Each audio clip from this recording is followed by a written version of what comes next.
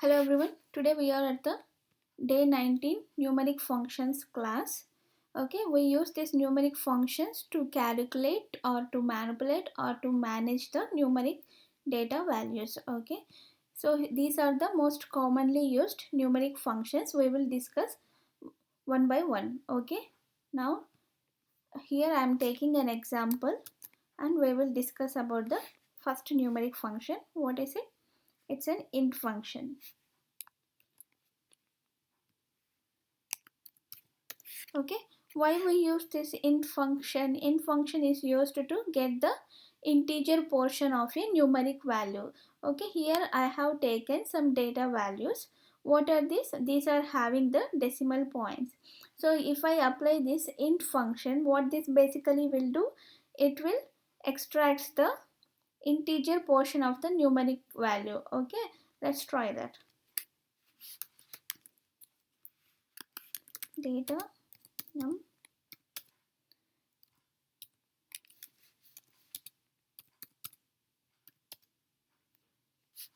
So I'm creating here a new variable to show you guys the difference, but you can apply directly to the variable name that you want to make changes to. Okay, so now I'm giving here int of x.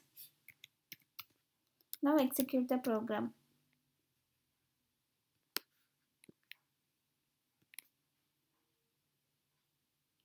See what I got?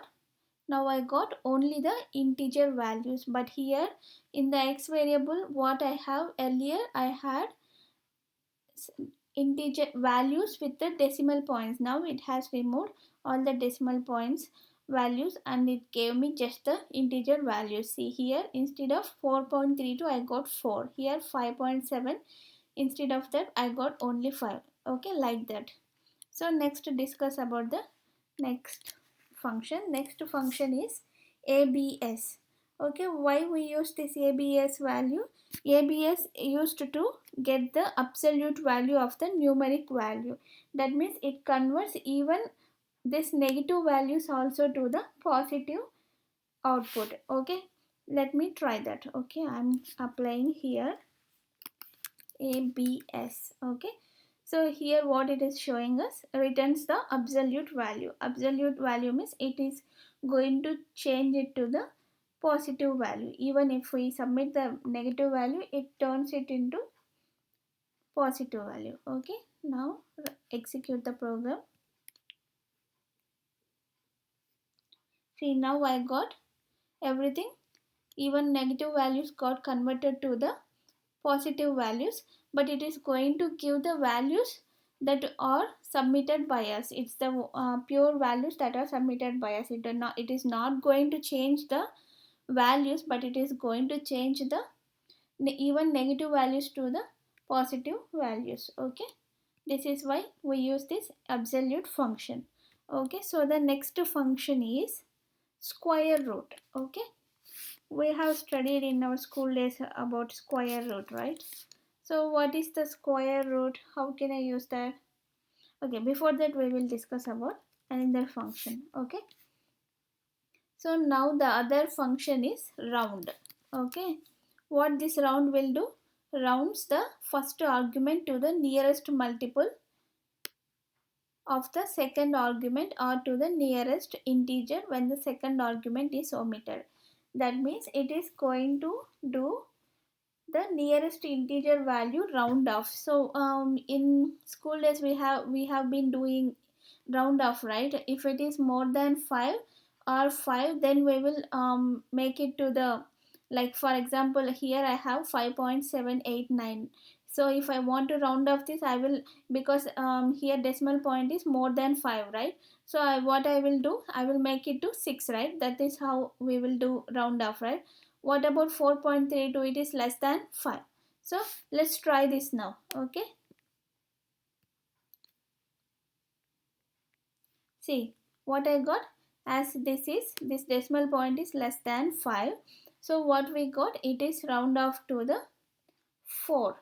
Okay, so and here it is more than 5, so it round off to 6, to the next value. Okay, So this is how we use this round function. Okay, and here for the negative values, what happened? It round off to the -2, and here it round off to the -5. Okay, this is how we use this round function.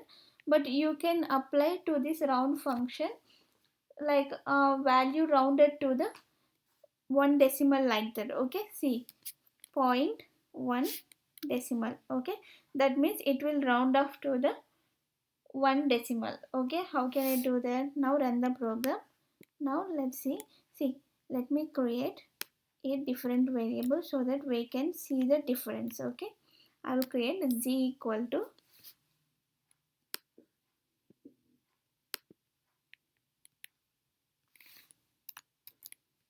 okay, now here I will give comma 0.1, so that means it will round off to the 1. Okay,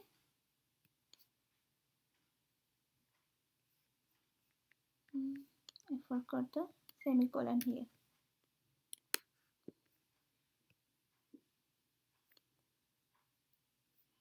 See, now what happened to the z values? It round off to the, here I had, let me run everything.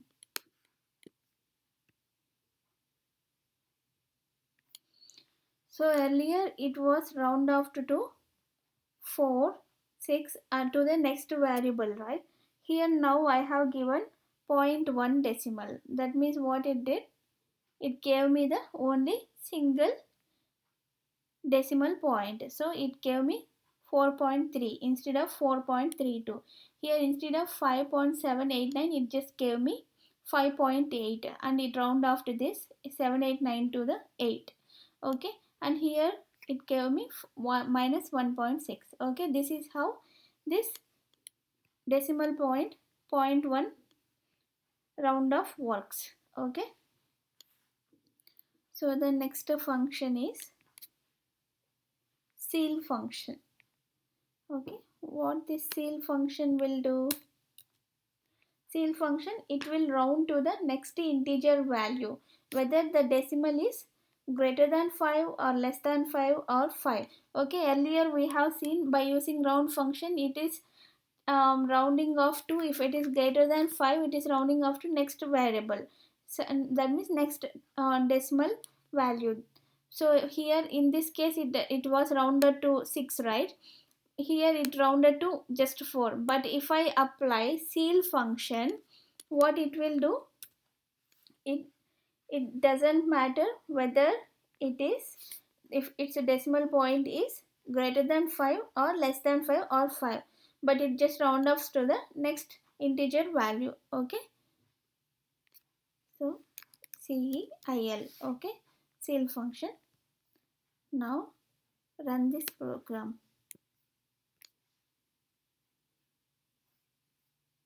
See, now everything got rounded to the next integer value. Okay, 4.3 is converted to, change it to 5. See here 5.7 to 6. Okay, 1 point minus 1.6 to 1. Okay, this is how it will round off by using CEIL function. Okay, to the next integer value. Okay, next function is floor function. Okay, floor. Okay, what this floor function will do, it will round to the same integer value or down. Okay, what CEIL function will do, it rounds to the next integer value.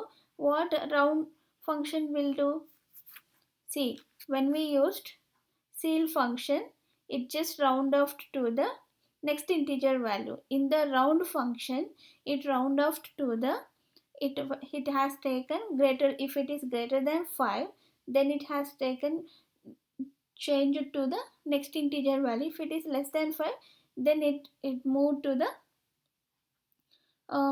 less than that value. Okay, now what this floor function will do, it will round to the same integer value or down. Okay, now run this program.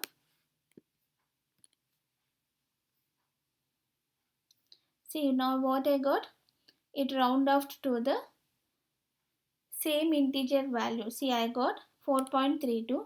Here in the, by using this floor function, I got 4, and here instead of, here I used to get with the round function I used to get 6, right?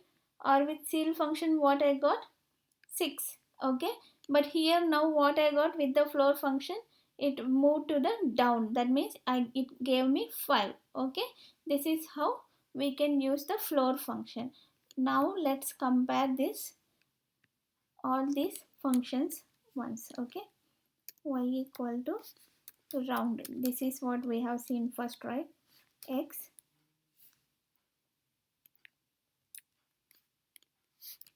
I'll give it as f, and z equal to CEIL function we have seen, right?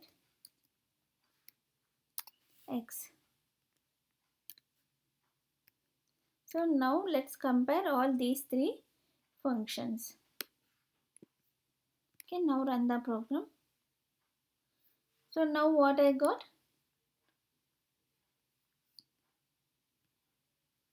See, what I have given in this f function.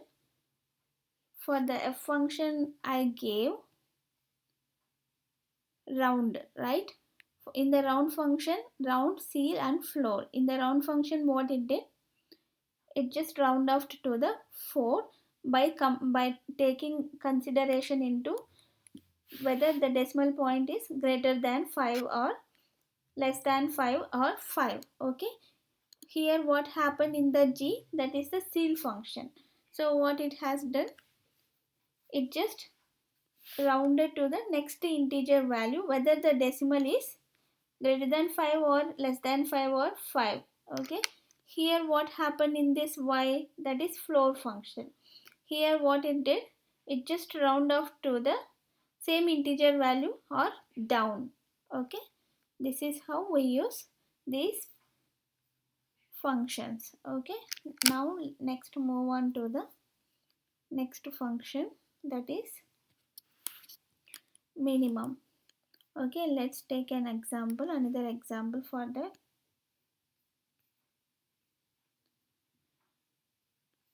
Here I am taking another example.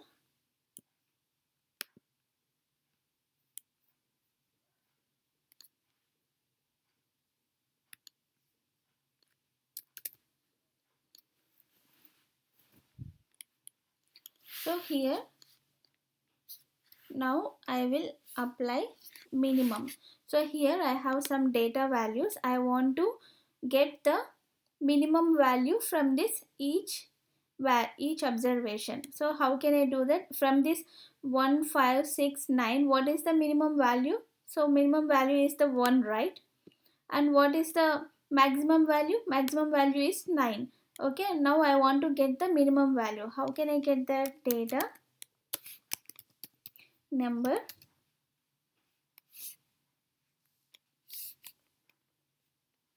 set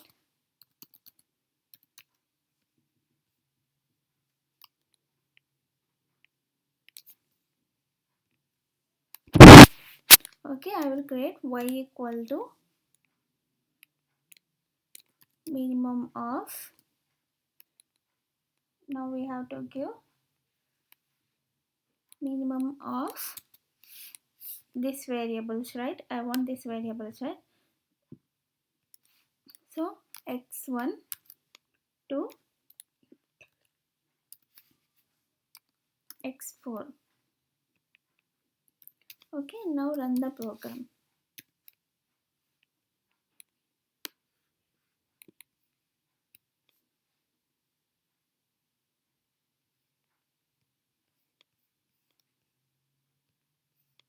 See, now y variable got created, and in the y variable what I got from each variable, see from x, when compared to x1, x2, x3, x4, in this first observation, which is the minimum variable? 1, right? So that's what I got here.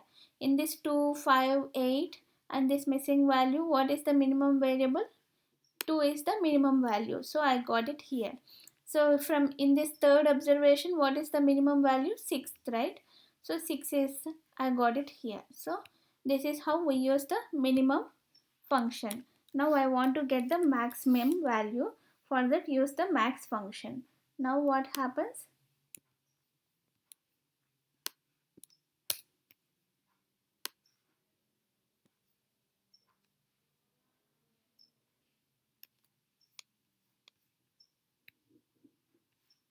Now I got maximum value from these observations. Okay, so 9 is the maximum value here, and here 8 is the maximum value, and here 12 is the maximum value. Okay, this is how we use minimum and the maximum functions.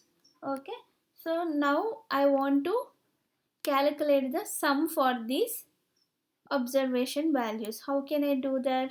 Now give the sum of, okay, now you will get this sum. So 1 plus 5 plus 6 plus 9. Okay, what is that? 1 plus 5 plus 6 plus 9, 10, 15 and 21. Okay, now let's check it.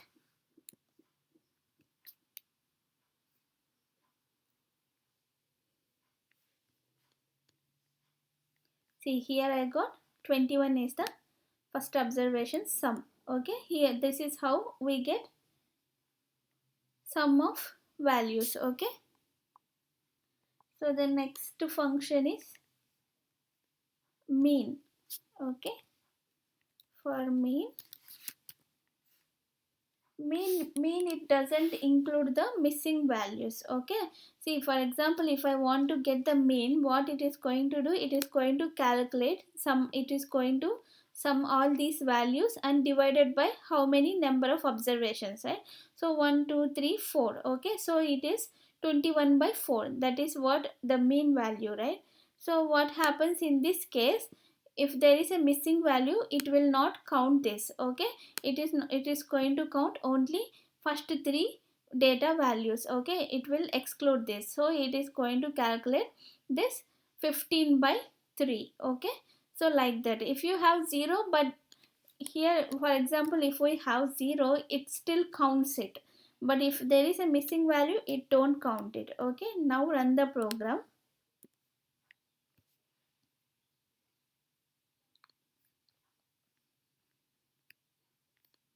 See what I got here, 5.25. These are the main values for this data values. Okay, this is how we will calculate the mean values. So next, what I want to calculate the number of available values. See, for example, I'm giving here n function. N function is to calculate number of available values. Here I have 4 values, so it will give me an answer 4, but here how many I have? Only 3 values, so it will give me 3 as the answer. Okay, let's run the program.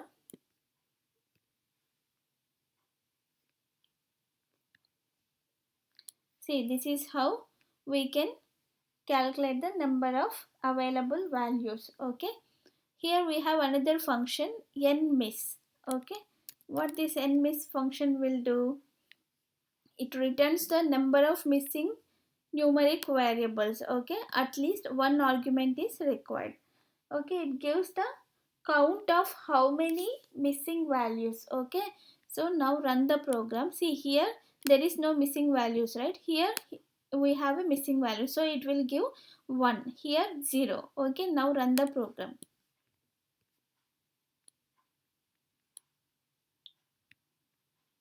See what I got?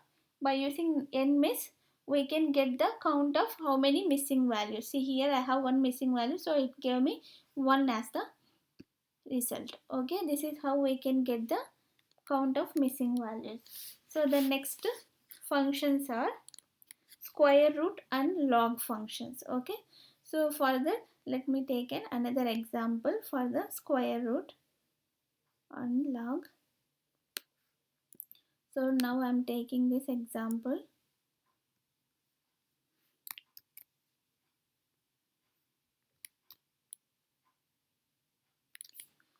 So for the square root means what? 36 square is what? 6 into 6 is the 6 square is the 36, right? For 25 what? 5 square. So that is what we are going to find out now. Okay, so data num set. So now I am going to create a y variable. Okay. Y equal to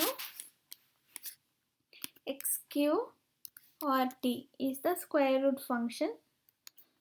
Okay, so square root of x I want, right?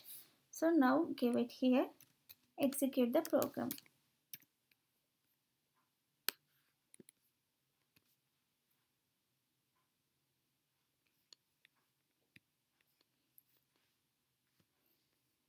See now what I got? I have got the square root 36.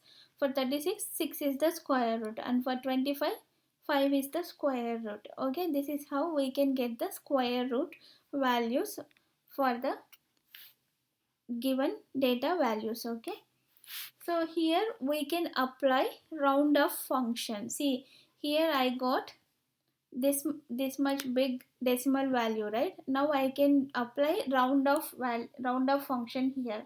How can I do that? See, let me show you. See here, apply first round off for which variable? Square root of x, right? So now you have to mention after x, so round off to till what? Okay, now I want to round off to 1 decimal point, right? So now I will give here like this. Okay, round off to what? Round off to square root of x until what? I want that to be round off to 1 decimal point. So now run this program. It will round off the value to the 1 decimal point. See now here, earlier we used to have very big, very long decimal values, right? Let me show you the difference. Okay, I will take this as z and I will take y equal to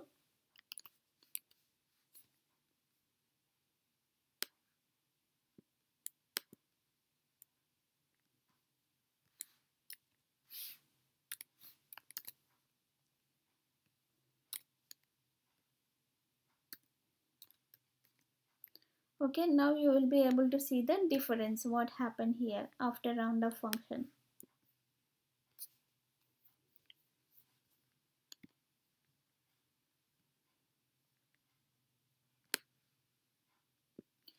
See, this is here what I have given in the y variable. It has done the square root, okay, for this given data values. But here in the z, what it done? It has applied round off to the 1 decimal point. Okay, when I have applied the round off to the 1 decimal point, it gave me answer like this. Okay, 2.1. Now this has been round off to the 1 decimal point like this. Okay, this is how we can apply round off functions. Okay, and square root. So the next function is, let's move on to the next function. So the next function is log function. Okay, how can I do the log function? We know how to calculate the log variables, right? In the school we have done all the log functions. So you can just give here log of x. Okay, now run the program. Now you will get the log value for the given data values. Okay, see, I got the log values. Okay, this is how we can get different functions values. Okay, so for this log function also you can apply the round function like earlier. Okay, we can round this to the 1 decimal point, these values. This, how can we do that? Like same earlier what we have done, round off to the log x value until what? To the 1 decimal point. Okay, This is how we did, right? Now run the program.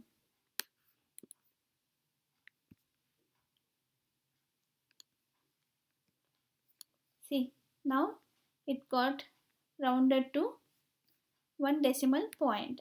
Okay, this is how we can use this log function, round function, and square root functions. Okay, next function is factorial and the mode function. Okay, how? So this factorial function is multiplication of present number into the previous number, right? How can we do that? See, for example, I have 5, or for example I have 4. Okay, what is the factorial? How can we do the factorial for this? 4 into 3 into 2 into 1 equal to whatever the variable we get, that is the factorial function, right? 4 3s 12, 12 2s 24, 24 1s 24. So 24 is the value for if we want the factorial value. What if it is 5? Okay, 5 means 5 into 3 into 2 into 1, and here 5 into 4 into, okay, this is how we do the factorial calculations. Okay, so now let's find out the factorial values for the variables. Okay, let's take an example for this factorial function.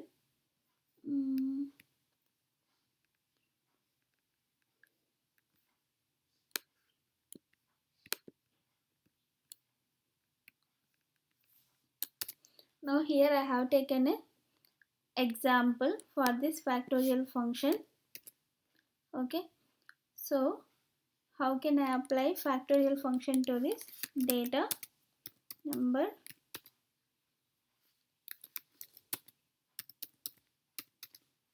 okay.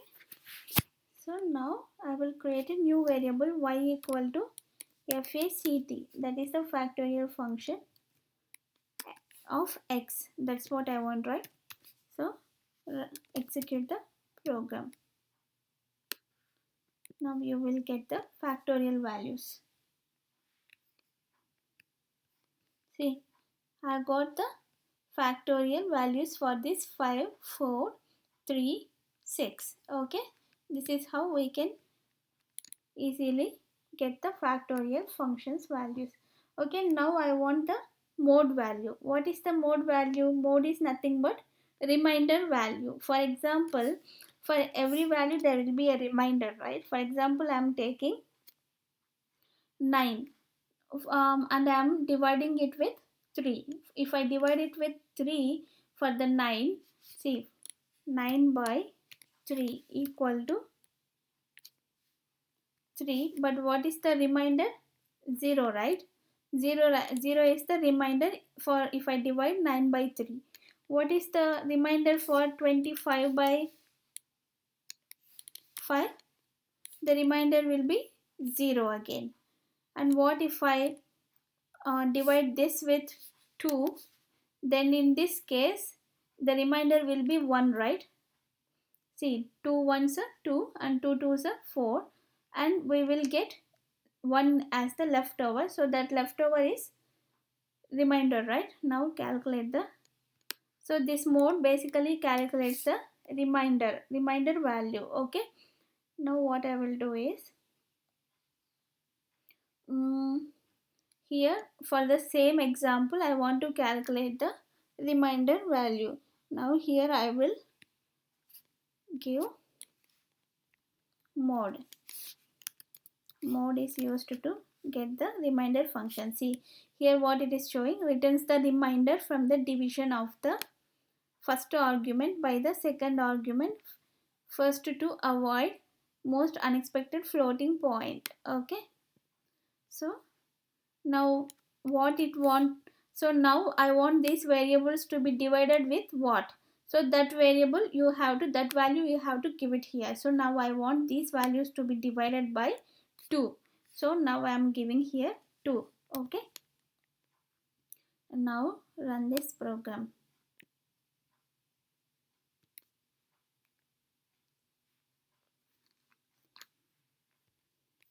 See, now I got the reminder values, and we can get this reminder values by using the mod function. See, 5, if I divide 5 with 2, what I will get? 1 as the reminder, right?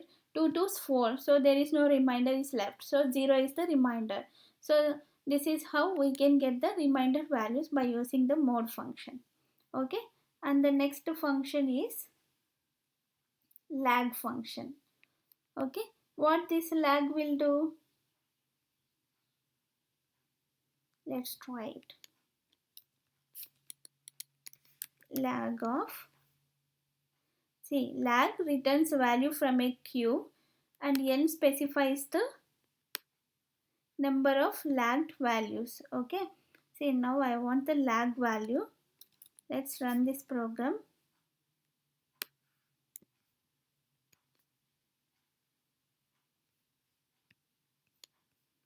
See what I got?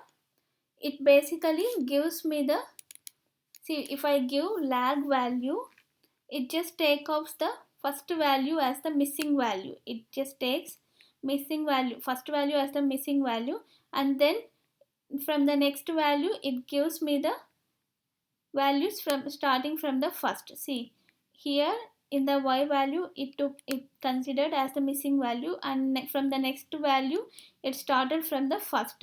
Okay, this is how we can use the lag value. For example, I want to remove first two values. How can I do that? See, for that, give lag 2 of x. Now what it will give me? Let me do it in another. Z equal to lag of lag 2 of x. Okay, now apply this. See, in the z what I got? I want the first two. I have given lag 2. That means what it did, it took off first two values as the missing values, and then it started from the first value, and then it gave me 5 and 4 as the answer. What if I give 3 here? It takes first 3 values and it starts from the,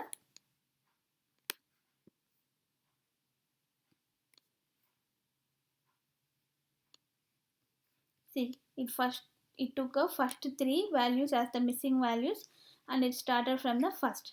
Okay, this is how we can use this lag function. Okay, now the next function is difference. So this difference function is used to calculate difference for present value to the previous value. Okay, let's try this difference. We'll be able to calculate the difference between present value to the previous value. Okay, so now what is the difference between this and this? Now it calculates for this one. See, let's try it first. Diff is the used to calculate the difference. See here what it is showing, returns difference between an argument and its nth lag. Okay, and n specifies the number of lags. Okay, now run this program.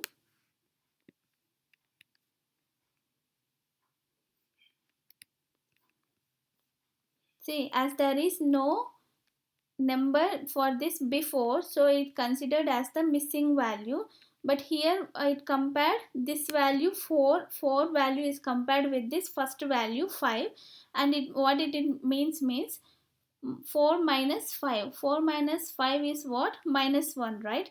3 minus 4 minus 1. 6 minus 3 is 3. Okay, this is how we will be able to find the difference. Okay, for the present value and the previous value. Okay, this is all numeric functions. Okay, in the next class we will see about date and time functions. Thank you.